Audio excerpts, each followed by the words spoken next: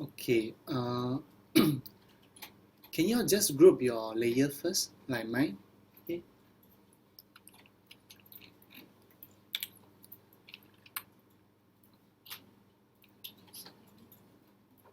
okay. I'll show you how to group them.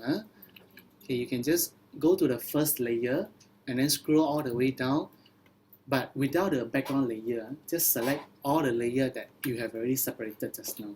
Okay, okay. You can just right click or group from layers. Okay, or you can just drag all the layers into the folder icon. Remember I told you just now? Or you can just press Ctrl G. Okay, Ctrl G to group them. Okay. Now, actually for us, right, we know that like this eyeball and carrot, right? Okay, I instead of using linking method, right? If I know that I won't be doing any changes anymore, okay, this I'm okay with this. I can actually merge these two layers into one layer. But then later on, right, is you can't separate them anymore unless you go and use this lasso tool to pick up again. But the thing is, if you merge them, right, the center of this portion, right, okay, for example, this carrot part, right, okay, the eyeball, right now is occupying the center part of this, right. Later, if I merge them, right, this part will be gone already. It will be replaced by the eyeball. Okay, so that's the thing that you must take note. If you merge them, you can unmerge them, but the thing is, certain pixel will be gone. Okay, okay, so let's try now to merge these two items first. Okay, merge the eyeball and the carrot. So I highlight these two layers first, and then I can just right click. Okay, do you see merge layers? Okay, or you can also remember this launcher. I told you it's more, those are the settings that are hidden inside the panels. Okay, so when I click here, do you see this merge layers? So the shortcut key is actually Control E if you see here. Okay. Okay, of course the traditional way is actually from the menu layer itself. Okay, and then you should see this merge layers also. Okay. So I also don't understand why they got so many methods lah. So maybe for different kind of people. Okay, so okay, let's merge this layer first. Now you see, once I merge, right, the link icon is gone. Then it will follow. Okay, just now my eyeball layer is on top, right? Once I merge, right, it will follow the top layer's name. Okay. Now when I move, right, it's become one item. Okay. Now if I want to, okay, now I want to pay attention only to this eyeball layer. I want to hide the rest of the layer. Okay. Okay, this one's set to say there's no traditional way. It's only the keyboard shortcut. Okay, can you hold down Control Alternate, and then place your cursor on top of this eye icon. Click once, it will hide the rest of the layers. But once you do that, right, before you go and do other things, make sure you always check back first. Otherwise, it will not remember what were the layers that you have hide just now. Okay, you have hidden just now. Because you see, for example, now if I hide this, right? Okay, right now it's still manageable because I only have this much layers. But say, for example, now I'm going to move, okay? I go and do other things. Now, you see, I go and do other things, right? Now, if I go and Control Alternate, click again, nothing. It won't recall back your setting. Okay, so use this with cautious, okay, with caution. Now I need to drag down all to review all the layers. Okay, this is quite useful, especially when you are dealing with a lot of layers. Okay, Control Alternate and click on the eye icon. Okay.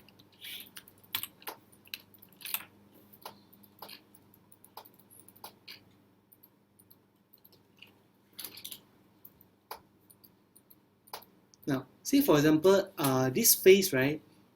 Actually, nothing much for us to move, right? It's just a plain face on it, right? You can actually lock the layer, and then you can go around and play with your other items. Okay. So for example, now I'm going to click on the face layer.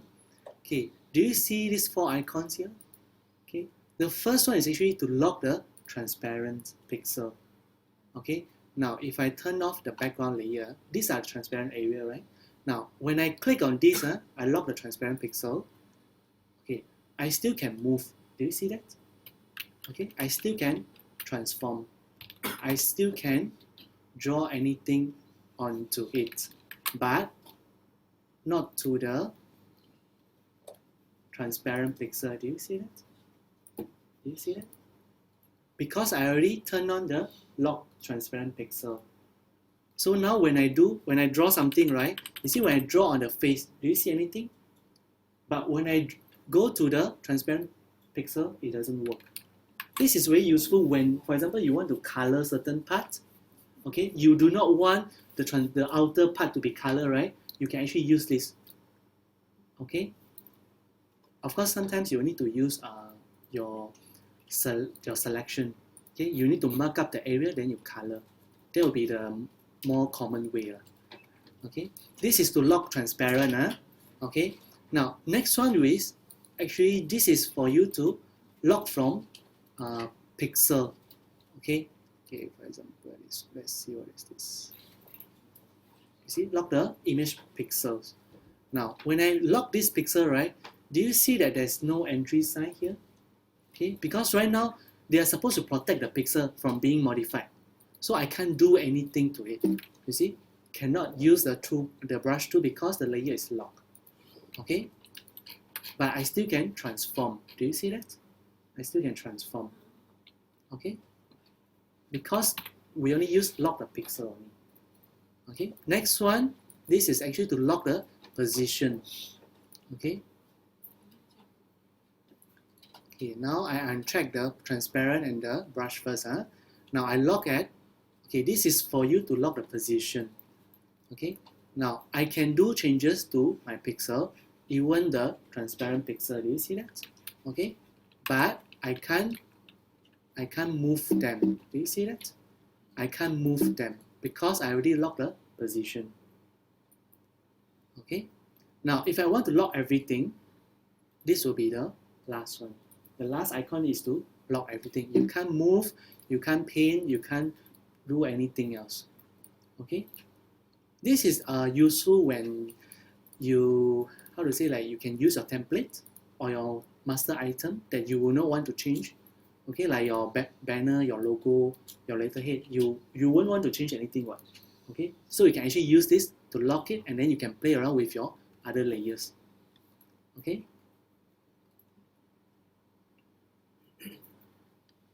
Okay, I just unlock this. It's very simple. Lock is to click on it, and then to unlock, click one more time to disable the lock. Okay.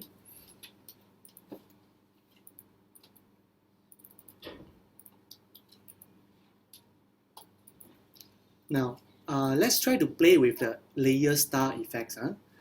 Okay, now I'm going to, okay, maybe I'll try to play with the eyebrow. Okay. Okay, maybe the eye, the eyeball. Okay, can we just merge these two also? Sorry, I think we don't merge. We can make use of another group layers. Okay, can we look at the first eyeball that we have merged just now? Okay, this is how you can play with the layer star. You can just double click. Okay, now there's a difference. If you double click on the wording, it will become renaming the layer. But if you place your cursor at the plain area, right, when you double click it, it will call up this layer star box. Okay, this is where you can play with your blending options, your effects, your bevel, your drop shadow, and so on and so forth. Okay, now once you call up this, right, can you go to this, okay, outer glow? Okay, do you see there's a checkbox? Just click on the checkbox. But it's a bit stupid. You need to click on the wording until it's highlighted, then only it will show you the setting. Okay, otherwise you're always stuck at this setting. Okay, go to outer glow. Now you can move aside your window. Make sure your preview is turned on. Okay, then okay, you can go and play with all these settings. It's up to you. Okay, now you know how they actually play with all these effects, right? Yeah, you can use bevel also. Okay, it gives you like a 3D effects, you see. From a flat item, I can actually convert it to like there's a depth to it. Okay, you can control. So all this setting, right? There's no fixed value. It's up to you how you can play with it. Okay, you can even add drop shadow also to create a realistic effect. Okay, you can move the shadow. Do you see that? Okay. Then you can change the color of your outer glow also. You see, you can change your color. Okay. There are many things to play with. You can even color it. Okay, or you can use gradient color. Okay, this is the blending mode. When it comes to blending mode, right, the word itself also quite explainable already. You see like blend, right? It will try to blend the color or the layers together. So there's actually different mode. Do you see that? There are so many effects. Okay, you see, you can create different effects from here. So sometimes you can just go and explore all these different blending modes. Okay, overlay. See, you see, compared to the flat eyeball, this is much interesting.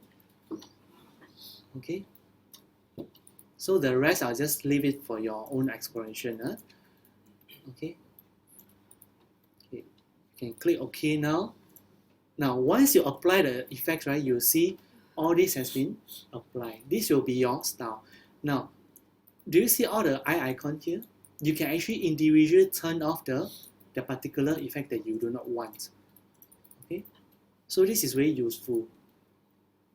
Because, right, all these effects, right, it's only, how to say, they did not destroy your pixel. They just apply effect on it. You can remove them anytime. You see, once I remove my effect, right, it will return back to the original flat eyeball.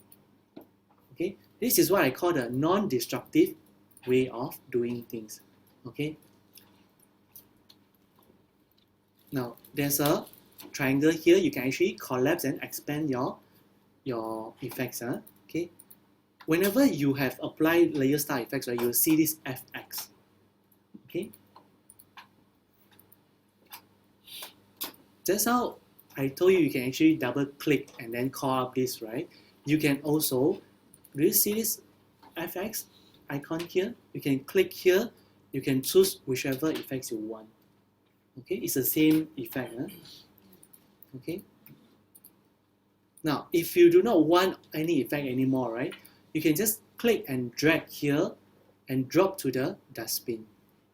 All the effects will be gone. Okay, but if, okay, let's undo first. Now, see, for example, I like this effect. I want it to apply to my another eyeball.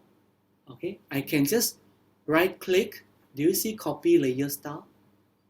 Okay, copy layer style. Okay, now I go and apply on my Kiwi. Okay, you can right click, paste layer style. You have the same effect. Okay. Okay, that's a long way. The shortcut will be, okay, hold down alternate key. Okay, hold down alternate key. Do you see it become 2 arrow and drop down? Okay.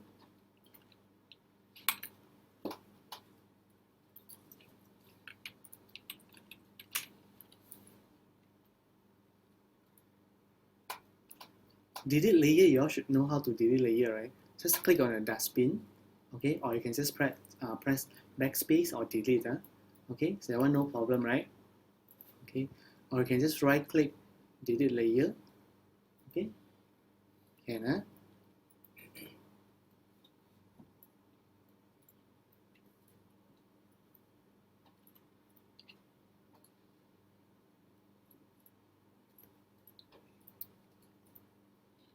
So you all know how to arrange the layer already, right? You can just drag and drop any sequence you like. Okay.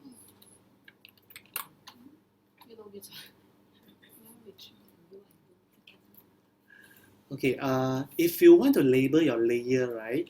For example, certain things you want to group them together, like, okay, this belongs to yellow color. Okay, so for example, I can actually just hold down shift, right? Okay, I can right click. Do you see there's a label here? Okay, you can right click on the eye icon, okay, orange color.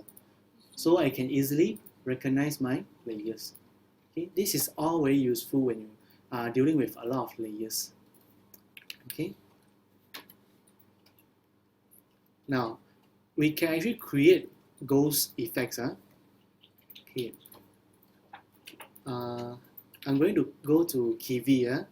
Okay, now, do you see this opacity and fill? Remember I told you during the theory class? Okay, you can actually reduce the opacity. You see that? Okay. You become like transparent effects, right? Or you can just put your cursor here. Do you see there's an icon left, right? Click and drag to the left to reduce. To the right is to increase. Okay. Now look at the eyeball. Okay, reduce the opacity, right? Do you see that both the effects and the pixel are becoming transparent? Okay, but when you use fill, right? Do you see that it's only the pixel instead of the layer style? You get what? Do you get the difference now? Opacity, right? It will affect both the layer style and the pixel itself. You see, when I drag to 0, everything is gone. Okay, but when it comes to fill, right? It will only reduce your pixel. Your layer style is still there. Do you see that? Okay, that's the difference. Then these are all the blending mode that I told you just now. You see, I can actually play a bit of some effects. Okay, now let's see when I use the lighten. Okay, you see? Do you see that? Overlay. Okay. So like Miss Durana, right, she sent me one picture yesterday. Those are the effects that you can apply here. Like when you want to have like some is like faint, some is like very bright, or different color, or overlapping each other, you can actually make use of all these blending mode. Okay, this is very powerful, you know, because with all these setting, right, you can create a lot of really powerful and incredible power effects. Okay, I'm sure you all have seen those movie poster and it's like very beautiful, right? Okay. Now, last thing about layers, right? Say for example, now our client has approved our artwork. Okay, then they say, okay, you may proceed with this FA already. FA stands for finished artwork. Okay, now it's good that I will save this as my working file. Okay, this is for my own saving, my own reference. Okay, but for the printer, I will prefer you to go to flatten image. Okay, remember this, the launcher, click here, flatten image. Okay, then they'll ask you, do you want to discard any hidden layers? I'll click OK. Then you become one flat layer. Okay, this will be just like your JPEG. Remember I told you JPEG is like one single flattened layer, right? Okay, but the thing is I will not save as JPEG because I want this to be printed as good quality and sharp, right? So in this case, I will save as TIFF file. But remember, when it's sent for print, right, what is the step we must do also? Anyone remember? Right now, what is the color mode? RGB, so we should change to CMYK. Okay, then I click OK. Okay, you see, so this is still good. It doesn't, the color didn't become, I mean the difference, right, it's not so much. The color is still acceptable. Do you see that? No much changes, right? Okay. CMYK, right? Okay, also one thing to check, okay, you can go to image size. Now, this is not acceptable. Remember I told you, you must be 300 dpi. Okay, so whenever you start up your artwork, right, it's best that you set to 300 dpi first. This one because you were using from the work file, so it was 72 dpi. Okay, so I'll just use file save as, then I will use TIFF file. Okay, but nowadays they also accept PSD file. Okay, you can even give them, for example, okay, this one I want to flatten this only. Okay, I can just merge group. Okay, then this one I don't want anymore. I can give them the transparent area also. So it's easier for them if they want to put on any background. You can save this as TIFF file or PSD also can, because TIFF file also support transparent. Okay. So for example, now I save as TIFF file. Okay. Then click save. Okay. All this, right, usually I just leave it as default, but make sure if you have transparency, please check this, save transparency. Okay. Click OK. Okay. But you see, once you merge this, right, you can never call back already. Okay. But if your file you did not close, right, you can usually activate your history panel and quickly go back to your previous step. At least you still have all your individual layers. Okay.